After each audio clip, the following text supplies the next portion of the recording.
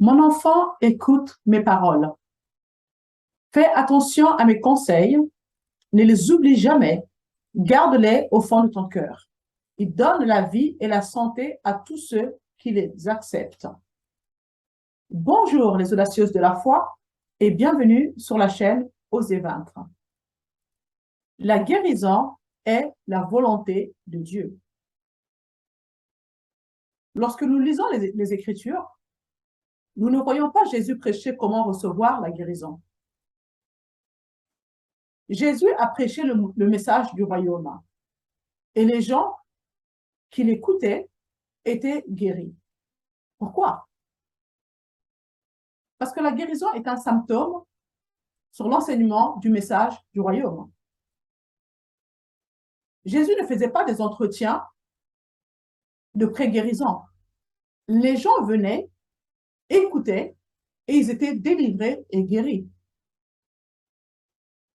Comme nous venons de le lire dans Proverbe 4, versets 20 à 22, où il est écrit que il est question d'être attentive au message du royaume. Il faut tendre l'oreille, bien écouter la parole. Gardez cette parole dans le cœur et ne jamais l'oublier. Et c'est cette parole qui est pour vous la vie et la santé pour tout votre corps. Là, voilà la médecine de Dieu. Au lieu de mettre cela en pratique, nous avons souvent tendance à prier, à jeûner, à supplier Dieu pour recevoir la guérison. Mais Dieu a déjà fait sa part. Il attend de nous que nous puissions mettre en pratique le traitement qu'il nous a prescrit. Donc, ce traitement, c'est ce que je viens de dire. Mais nous choisissons des raccourcis. On pleure, on gémit, on supplie. Nous demeurons dans notre chair avec toutes ces émotions et nous pensons être dans la foi. Puis nous courons vers les pasteurs, vers la chambre de guérison pour qu'ils fassent quelque chose. Mes sœurs, vous devez comprendre une chose. Les pasteurs et même toutes ces personnes qui font partie de la chambre de guérison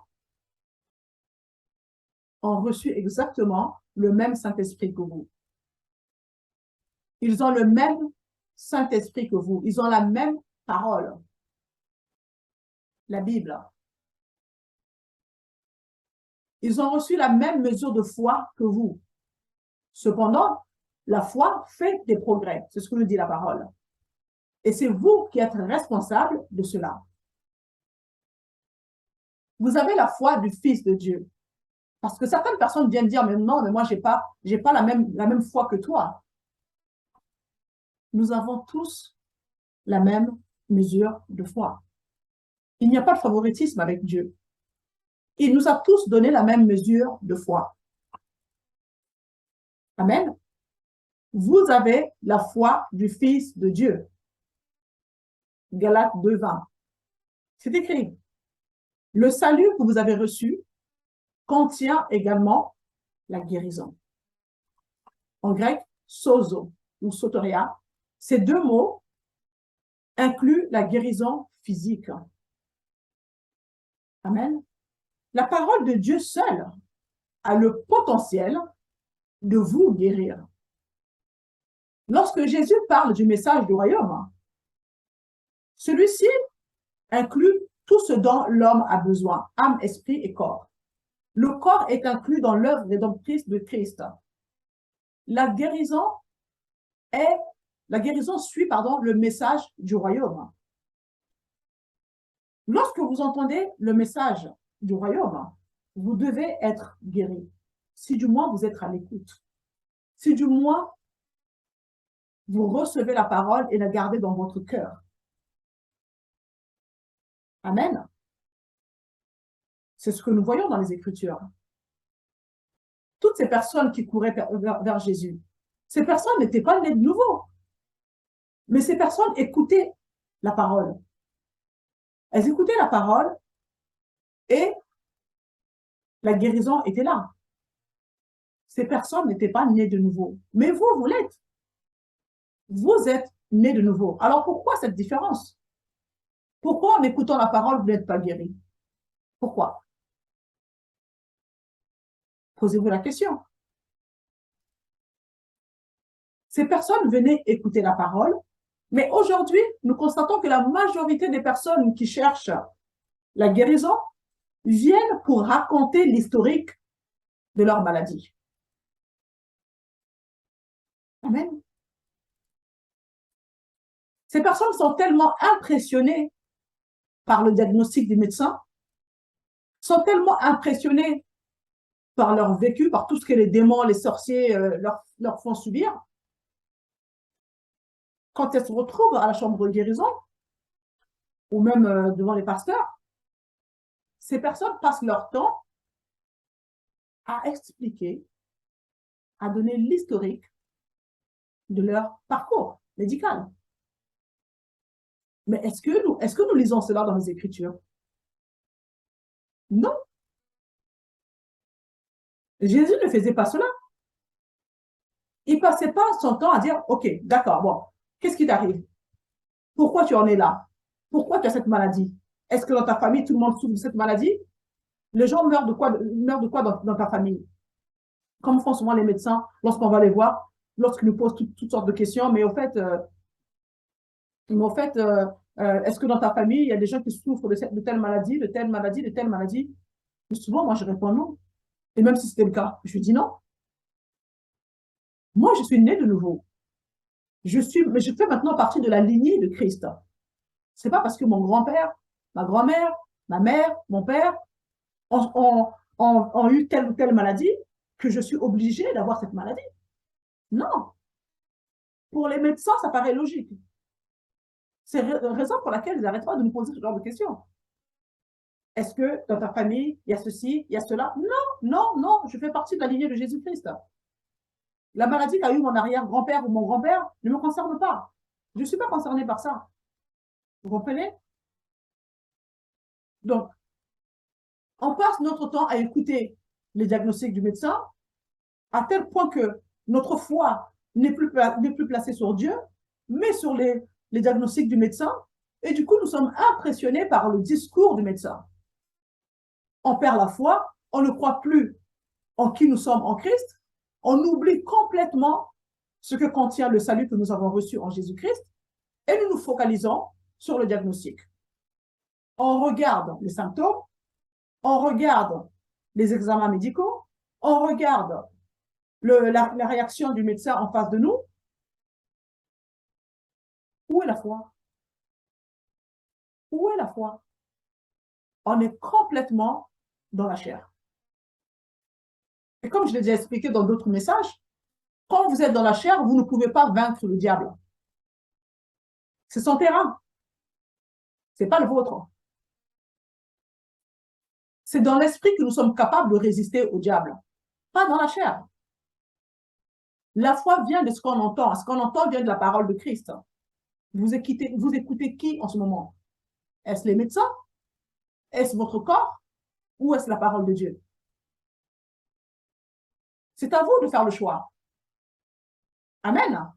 La parole de Dieu, c'est la vie. C'est la santé pour tout votre corps. Mes amis, de grâce, ne venez plus raconter l'historique du parcours médical. Ça n'impressionne pas Dieu.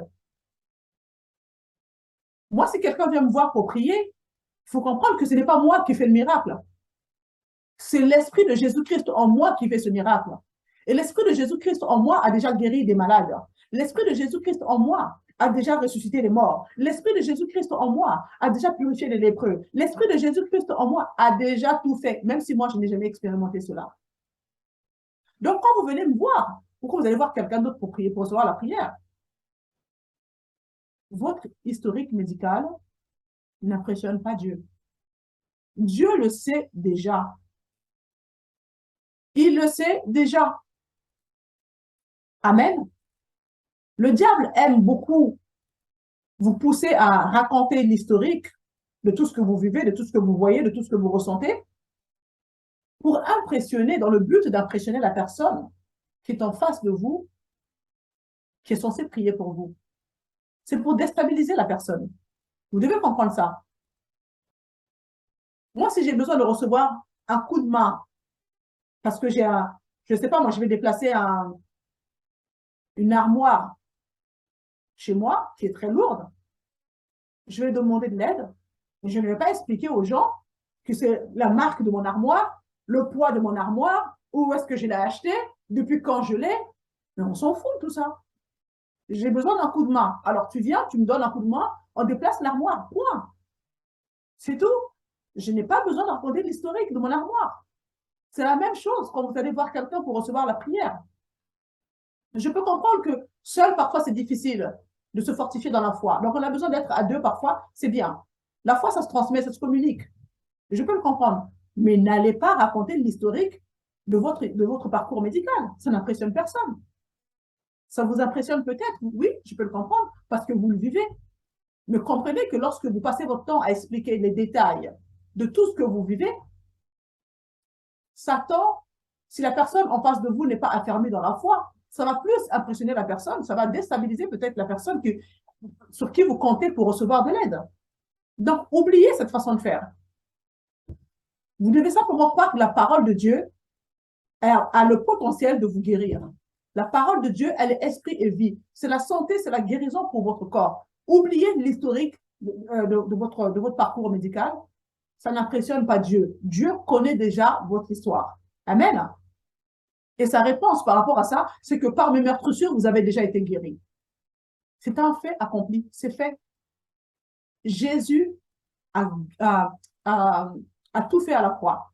Il a porté toutes vos maladies, toutes vos infirmités dans son corps sur le bois, afin de vous donner la santé, la guérison. Amen. Dieu n'est pas là pour dire pourquoi tu te retrouves dans cet état. Explique-moi un petit peu. Depuis quand tu es dans cet état? Non, non. Est-ce une maladie de famille ou pas de famille? On n'en a rien à faire. La maladie ne vient pas de Dieu. La maladie, c'est la nature du diable. C'est la nature du diable. Amen. Vous ne devez pas vous poser des questions sur si c'est la volonté de Dieu. Non, c'est pas sa volonté. Dieu vous veut en bonne santé. Amen. Vous devez refuser les discours des médecins qui disent oui, bah, c'est une maladie héréditaire. Non, non, c'est pas une maladie héréditaire. Vous êtes né de nouveau. Vous faites partie de la lignée de Christ. Il n'y a pas de maladie héréditaire dans la lignée de Christ. Christ est devenu une malédiction pour vous à la croix. Il a porté toutes vos maladies, tout ce qui est soi-disant générationnel ou je ne sais quoi, les liens générationnels. C'est terminé ça. C'est terminé. Vous faites partie de la lignée de Christ. Jésus est devenu malédiction pour vous à la croix. Il vous a racheté de toute malédiction. Croyez-vous en la parole de Dieu? Vous êtes une nouvelle création. Vous avez été racheté à un grand prix. Vous appartenez à Christ. Il n'y a plus de malédiction contre vous. Toute arme forgée contre vous est nulle et sans effet au nom de Jésus-Christ. Vous comprenez ça?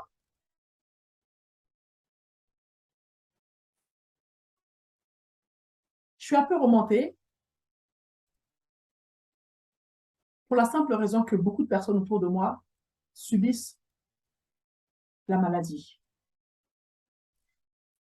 Et ces personnes sont dans une,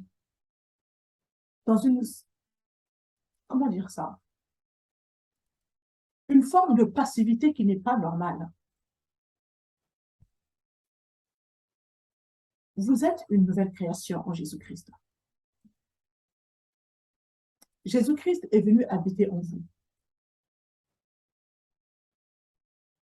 Jéhovah Rapha habite en vous. Vous savez, quand Dieu nous dit de renouveler notre intelligence, ce n'est pas pour nous embêter. Parce que votre pensée doit s'aligner sur la vérité de la parole de Dieu. La parole de Dieu est notre GPS. La parole de Dieu est un miroir spirituel pour nous. Elle nous montre qui nous sommes en Christ. Vous comprenez? Elle nous montre qui nous sommes en Christ. Et si nous ne prenons pas le temps de méditer la parole de Dieu, de comprendre, de voir qui nous sommes en lui, le diable viendra toujours avec ses mensonges pour essayer de gagner du terrain dans notre vie et nous accabler avec la maladie. Vous comprenez ça? Vous devez absolument renouveler votre intelligence. La parole nous dit, tel est Christ, tel nous sommes dans ce monde. Est-ce que Christ souffre-t-il? Christ est-il malade? Est-ce que Christ a une maladie héréditaire? Non. Est-ce que vous êtes libéré de toute culpabilité, de toute condamnation? Parce que là aussi, c'est ce qui permet à l'ennemi d'avoir un droit, un accès sur votre vie pour vous accabler avec la maladie. Jésus est rentré dans le lieu très saint une bonne fois pour toutes, non pas avec le sang de bouc, mais avec son propre sang, pour vous justifier, pour vous racheter. Il a payé pour vos péchés présents, passés et futurs. C'est déjà fait, c'est accompli. Alors, si vous êtes à chaque fois dans la culpabilité, dans la condamnation, vous donnez un accès à Satan.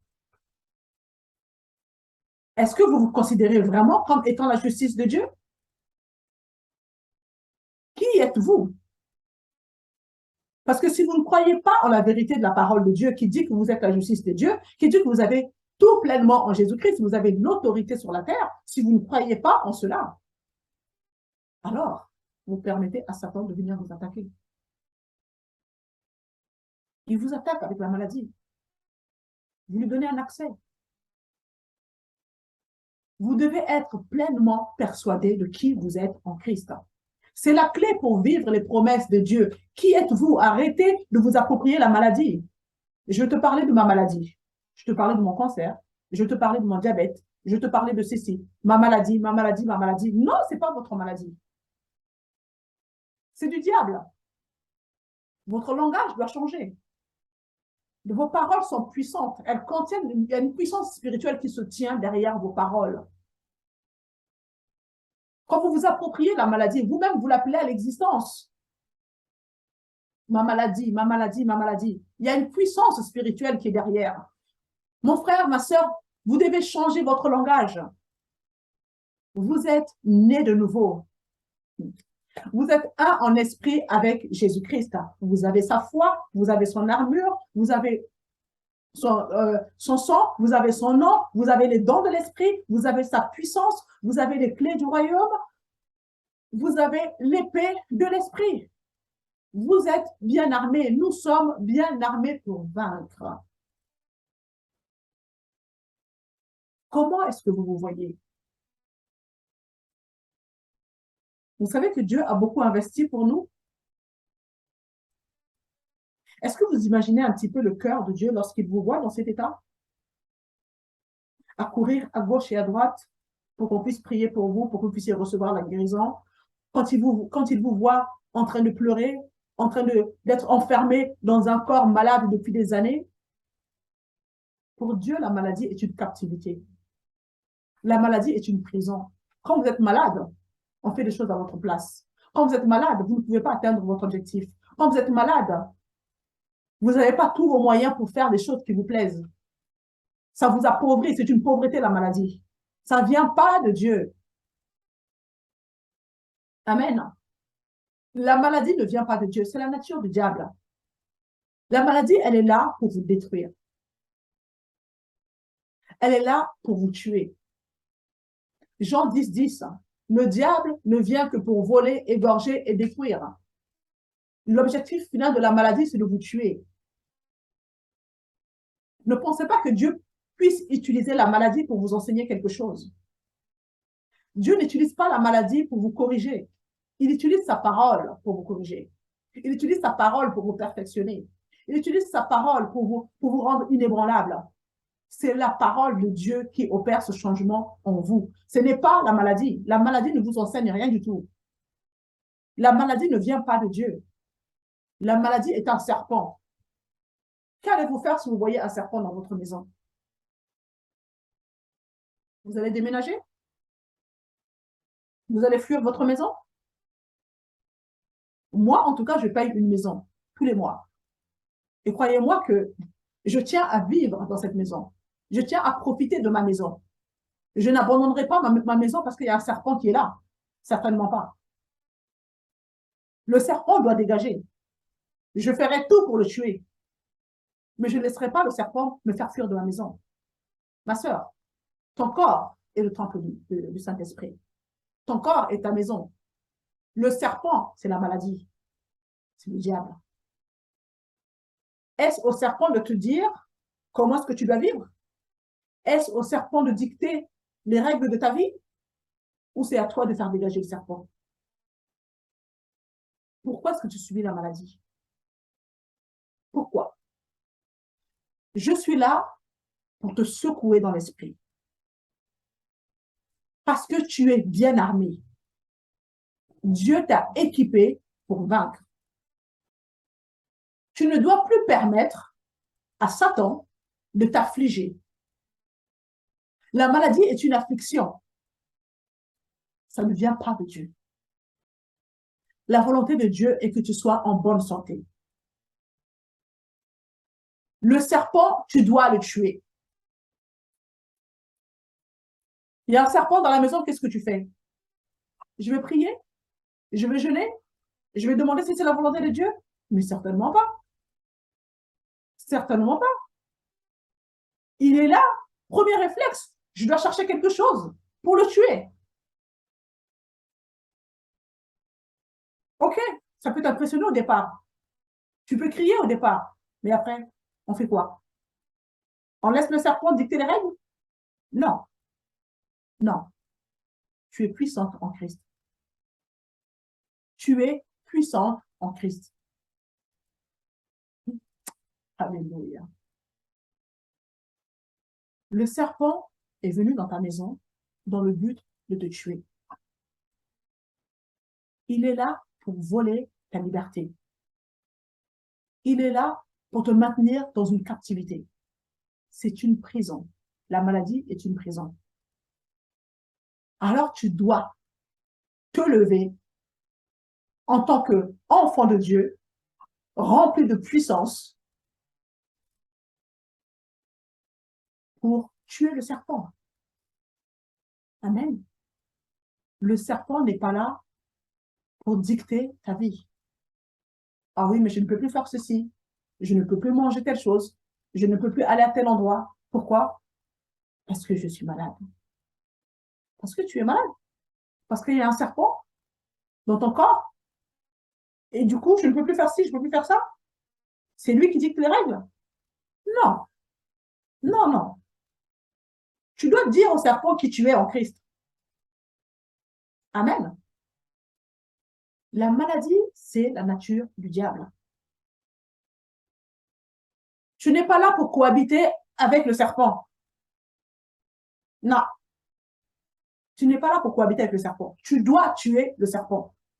Ce n'est pas le moment de prier. Ce n'est pas le moment de supplier Dieu. Ce n'est pas le moment de pleurer, de gémir. Non, ce n'est pas le moment. Là, c'est le moment de mettre en pratique l'autorité que tu as en toi. Dans ton esprit né de nouveau, Dieu a tout mis à ta disposition. Tu as ce qu'il faut en toi pour vaincre. Là, c'est le moment de te lever et de pratiquer cette autorité que Jésus t'a léguée. Tout pouvoir m'a été donné dans les cieux et sur la terre, sous la terre. Amen. Et ce pouvoir-là, Jésus te l'a donné. Jésus te l'a donné. Alors, lève-toi. La maladie est une agression. C'est une attaque. Amen. Dieu t'a donné les armes pour vaincre. Tu n'es pas n'importe qui. Cesse de pleurer, cesse de subir, cesse de jeûner. Ce n'est pas le moment. Non, ce n'est pas le moment. Ma soeur, tu dois te lever. Tu dois te lever et tu dois tuer ce serpent. Ce n'est pas lui qui va diriger ta vie. Ce n'est pas lui qui va t'empêcher de rentrer dans ta destinée. Dieu a des projets merveilleux pour toi. Amen. Dieu, il t'a créé pour des bonnes œuvres qu'il a préparées d'avance en Jésus-Christ afin que tu les pratiques. Tu dois rentrer dans les plans de Dieu pour ta vie. La maladie n'est pas là pour t'empêcher de rentrer dans les plans de Dieu pour toi. Ça, c'est le diable. Amen. Tu dois changer ta manière de voir les choses. Tu dois te voir comme Dieu te voit. Amen. Tu dois ordonner, commander à la maladie de dégager. Tu es le temple du Dieu vivant.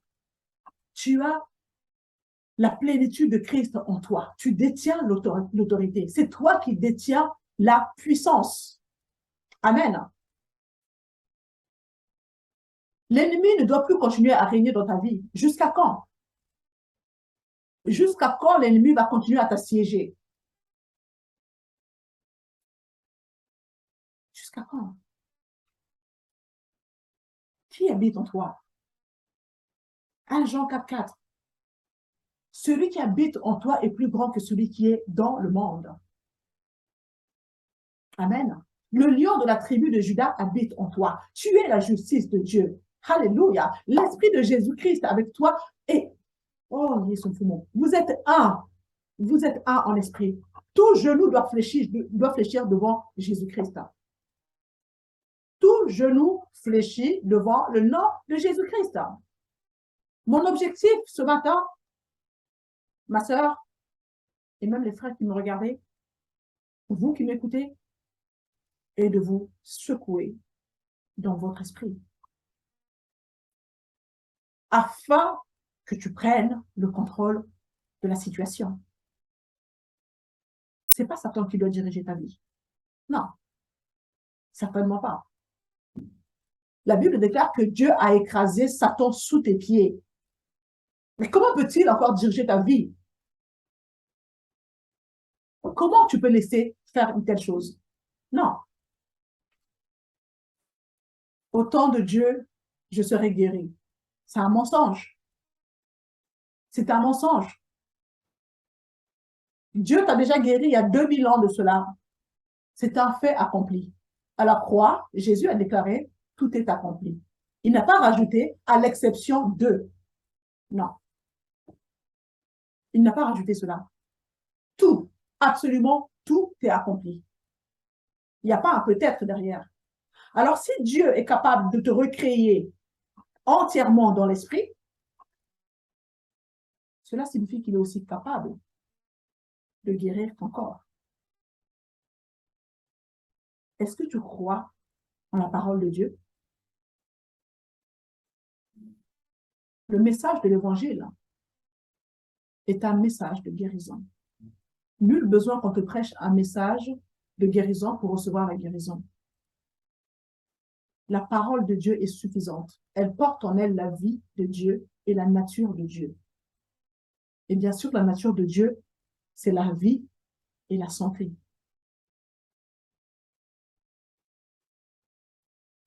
As-tu besoin de la guérison? Est-ce que tu tends l'oreille à la parole de Dieu? Est-ce que tu la retiens dans ton cœur? Dieu te dit, ne l'oublie jamais. Il te dit d'être à l'écoute de sa parole. Garde cette parole dans ton cœur. Ne l'oublie jamais. C'est la guérison tout ton corps et c'est la vie pour toi. Amen. La guérison fait partie de la volonté de Dieu. Dieu te veut en bonne santé. Alors, si tu es capable de croire ce qui est écrit dans Romains 10, versets 9 à 10, alors tu peux croire aussi que Dieu te veut en bonne santé. Amen. Dieu te veut en bonne santé. Est-ce que tu sais que les démons, la maladie, tout ce qui t'environne, ils savent si tu sais qui tu es en Christ.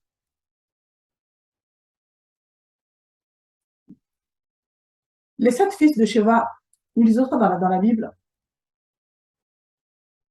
qui ont subi, qui ont été frappés par les démons, ils essayaient de délivrer quelqu'un qui était possédés. Et ils ordonnaient aux démons de quitter le corps de cette personne en disant, dans le nom de Jésus, dans le nom de Jésus que prêche Paul. Voyez-vous? Cela démontre qu'eux-mêmes, ils ne savaient pas de qui ils parlaient. Et les démons, qu'est-ce qu'ils ont dit? On connaît Jésus. On connaît Paul. Mais vous, qui êtes-vous? mais, mais vous, qui êtes-vous? Les démons savent si vous connaissez votre identité. Ils le savent. Je connais le pasteur Antel. Je connais Jésus. Mais toi, qui es-tu?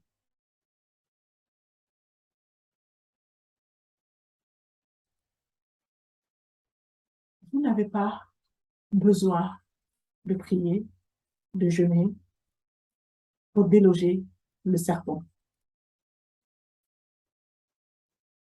Vous devez comprendre que celui qui habite en vous est guérissant. Vous devez absolument avoir une pleine compréhension de qui vous êtes en Christ. Vous devez connaître l'autorité que Jésus vous a donnée. Cette autorité qui est en vous. Amen. Par ces meurtrissures, vous êtes Rapha. Quand tu sais qui tu es en Christ, quand tu sais qui habite en toi, quand tu connais tes droits en Jésus-Christ, quand tu comprends que Satan a été ridiculisé à la croix, Jésus a triomphé d'eux à la croix. Quand tu comprends tout cela, mon ami, réalises-tu que la puissance du Dieu créateur du ciel et de la terre est en toi? Est-ce que tu réalises cela? Et si tel est le cas, alors le diable doit dégager. Il doit fuir. C'est pour ça qu'on nous dit que nous devons nous soumettre à Dieu. Se soumettre à Dieu signifie croire ce que Dieu dit dans sa parole. S'aligner sur cette vérité. Tenir ferme dans cette vérité. Et alors, quand le diable viendra devant toi, il va fuir. Il fuira. Il ne va pas te résister. Il fuira.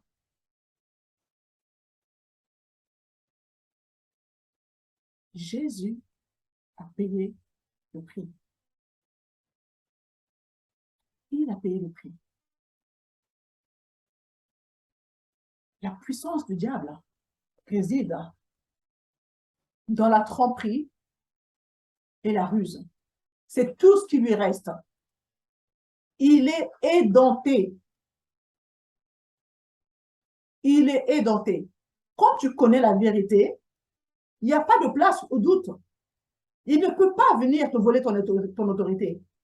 Mais quand tu n'es pas affermi dans la vérité de la parole de Dieu, le diable va venir avec ses mensonges. Et par ce mensonge, il va voler ton autorité.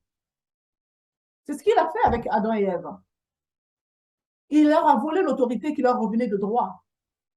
Parce qu'ils n'étaient pas pleinement convaincus de qui ils étaient. Ils ne savaient même pas qu'ils avaient autorité sur Satan. Ils ne le savaient pas. Mais toi, ma sœur, tu le sais. Il est édenté.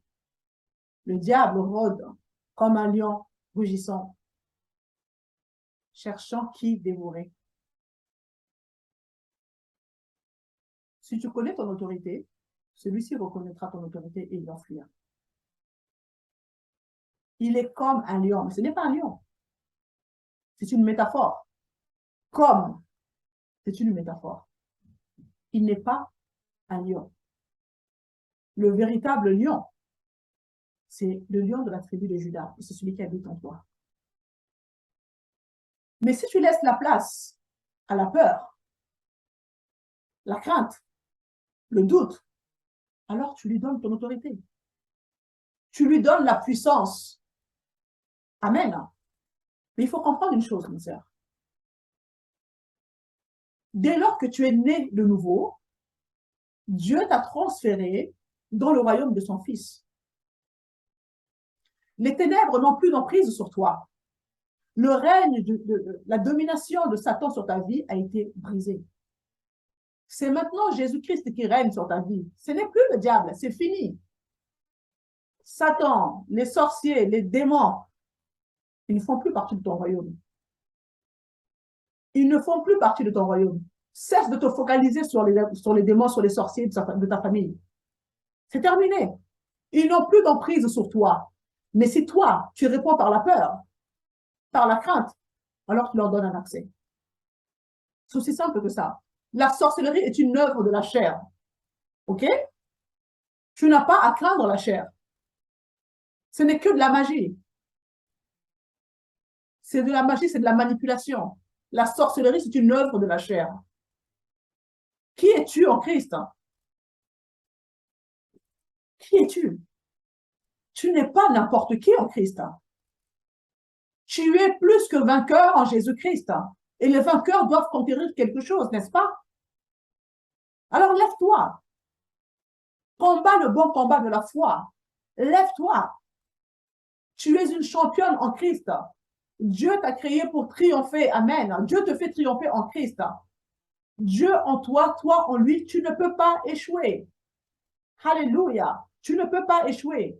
Il y en a assez de voir l'ennemi assujettir les enfants de Dieu. Il y en a assez de voir cette souffrance autour de nous. Jusqu'à quand? Jusqu'à quand?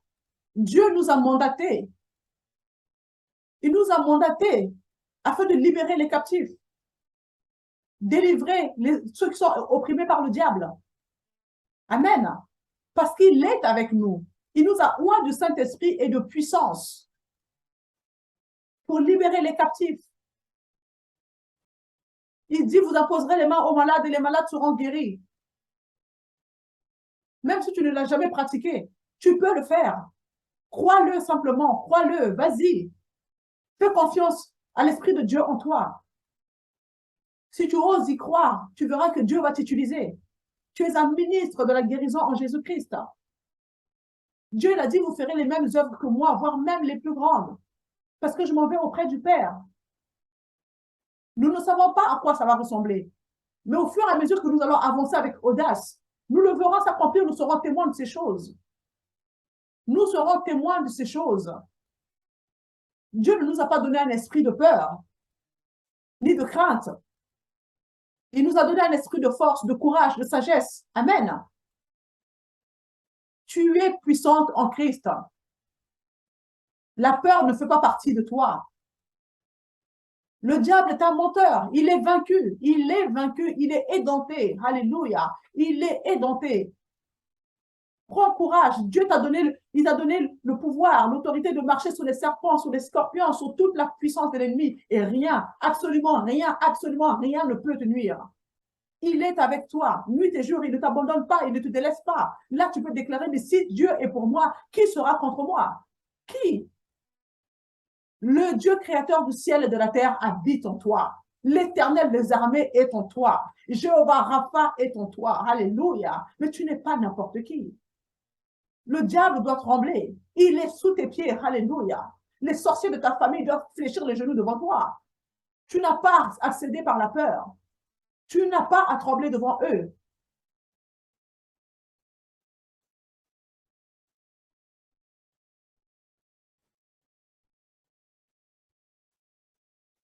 Enfants de Dieu, réveillons-nous. Tu as l'autorité. Tu as le pouvoir. Tu as la puissance. Le royaume de Dieu est en toi. Le royaume de Dieu est en toi. Tu es bien équipé. Tu es bien équipé. Ne tremble plus devant la maladie. C'est le diable lui-même. C'est un serpent que tu dois tuer.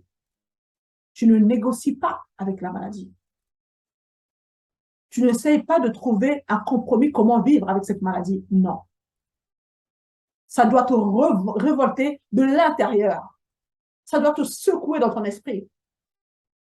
Parce que dans ton esprit, Dieu a tout mis pour que tu puisses vaincre. Réveille-toi. Réveille-toi. Et tu dois combattre. Tu dois combattre. Et tu ne combats pas dans... J'arrive plus à trouver le mot. Mais simplement pour te dire que tu combats dans la victoire. Voilà. Tu combats dans la victoire parce que Jésus a déjà tout accompli. Il est le vainqueur. La victoire de Christ Jésus t'appartient. Tu combats dans la victoire. Amen. Tu combats dans la victoire. Alléluia. Saisis cela, ma sœur. Tu n'es pas n'importe qui. Il faut que tu sois pleinement persuadé de qui tu es en Christ. Pleinement persuadé de ce qui vit en toi, de ce qu'il y a en toi, de la puissance qu'il y a en toi. Tu peux changer ton monde. Deviens une source de bénédiction pour tous ceux qui t'entourent. Tu peux changer ta situation.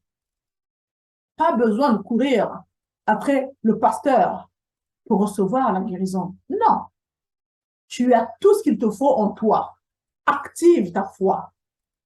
Active-la. La foi doit grandir. Elle doit faire des progrès. Tu es responsable de cela. Tu es responsable du renouvellement de ta pensée. Tu es responsable de toutes ces choses.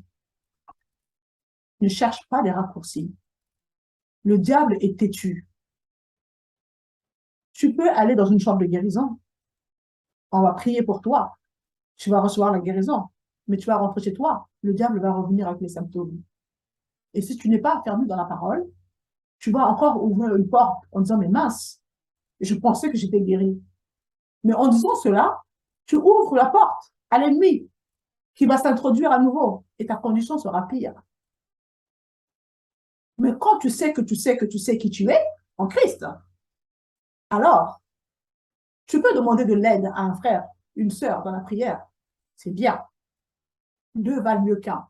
Okay? Vous allez prier ensemble. Vous allez être affermis dans la parole. Vous allez être fortifiés dans la parole. C'est super. Mais tu sais que même quand tu rentres chez toi, à partir du moment où tu sais qui tu es, quand l'ennemi va revenir avec ses symptômes, tu lui diras stop. Stop. Tu n'avances pas, n'essaye même pas. OK? C'est très important. Ne t'appuie pas seulement sur la foi des autres. Ne t'appuie pas seulement sur la foi des autres. Tu as quelque chose de lourd à déplacer, tu as besoin d'un coup de main. C'est normal. Mais tu dois être affermi dans la parole. Tu as l'épée de l'esprit. Tu dois parler à tes montagnes. Et les montagnes doivent t'obéir. C'est à cela que Dieu t'appelle. Tu es puissante en Christ. Amen. J'espère que cela vous a fortifié, mes sœurs, et que ça va vous aider à faire face à la situation que vous traversez actuellement. Soyez une source de bénédiction pour les autres en partageant cette vidéo pour encourager quelqu'un d'autre. Je vous dis à très bientôt. Abonnez-vous et à la semaine prochaine. C'était Ornella.